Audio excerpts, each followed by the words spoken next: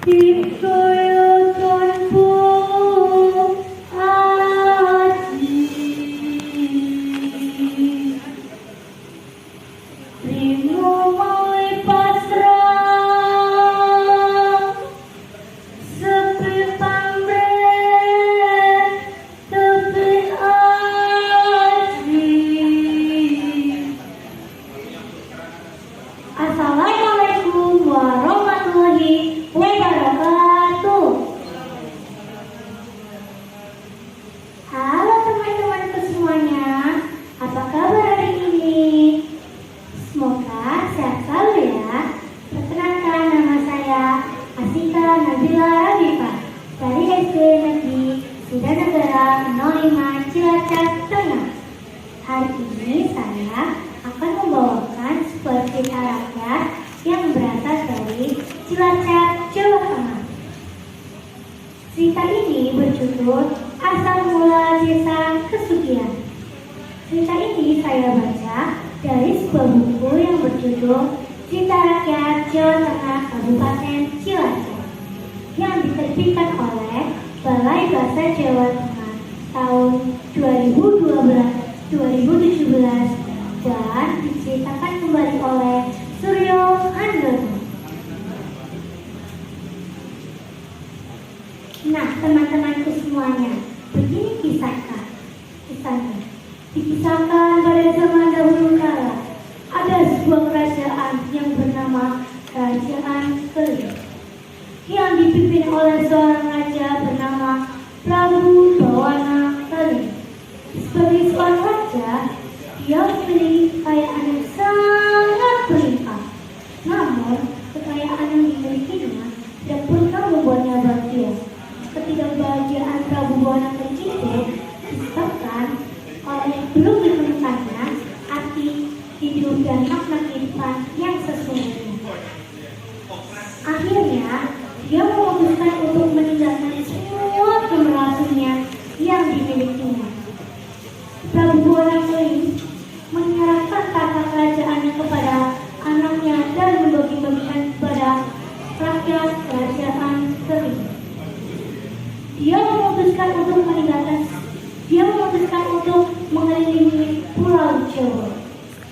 Hari demi hari dilalui tanpa terasa, sampailah Prabu Bawana Keling di Gunung Selong. Sang Prabu mendapati batu yang sangat lebar dengan menapan atas yang rata. Dia lalu menggunakan batu itu untuk tertidur melepas lelah. Entah beberapa lama Prabu Bawana Keling itu tertidur. Ketika terbangun, dia merasa lapar. Lagi turu kayak dia kok kencot. Patungke nek mangan kerupuk bosok karo ngombe tekan kelapa hijau enak ya. Ucapan si Prabu pun terdengar oleh seorang laki-laki sedang mencari rumput. Ketika mendengar ucapan Prabu Bawana Keling, si pencari rumput langsung pulang. Rumah si pencari rumput berada di kampung sebelah barat Sungai Serayu. Sesampainya di rumah, ia berkata kepada istrinya, Yung, jagone disembelih, siki gawean tumpeng bosok karo beras paling maen. Aku tengah dengan kelapa hijau. Iya, Pak. Setelah selesai membuat tumpeng dan memetik kelapa muda, si pencari rumput dan istrinya segera menuju ke Gunung Selong untuk mempersembahkan tumpengnya kepada sang petapa, yang tidak lain adalah Prabu Bawana Keling.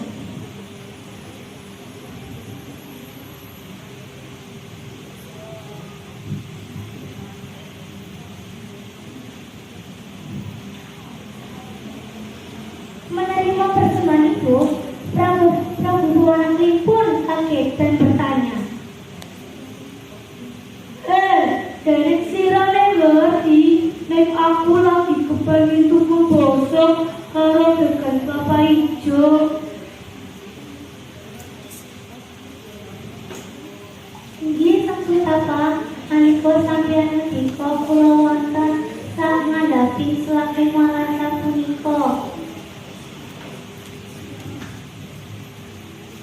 Oh ya, matur nuwun banget ya. Tumpang kia tak tambah. Jeneng pulung daharan ingsun, wakur, instringing dan patokan tekan iki. Aja pagi-pagi dibuka, sak durunge tekan rumah.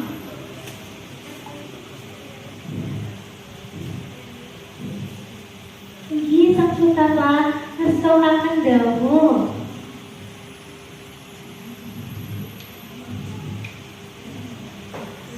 Sesampainya di rumah, si pencari rumput dan istrinya segera membuka wakur, rinci, dan kelapa muda yang terbelah.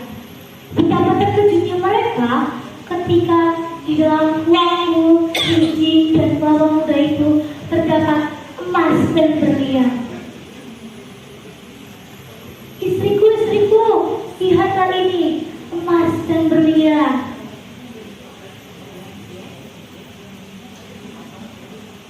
Seketika itu pula, si pencari rumput dan istrinya menjadi kaya raya. Orang-orang menyebutnya dengan nama Kaki Sugi dan Ini Sugi. Dalam bahasa Jawa, Sugi berarti kaya.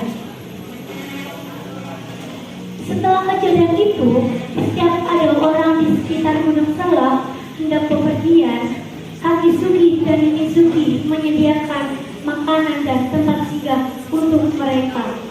Sebagai ungkapan terima kasih kepada Sang Petapa yang tidak lain adalah Prabu Bawana Kering.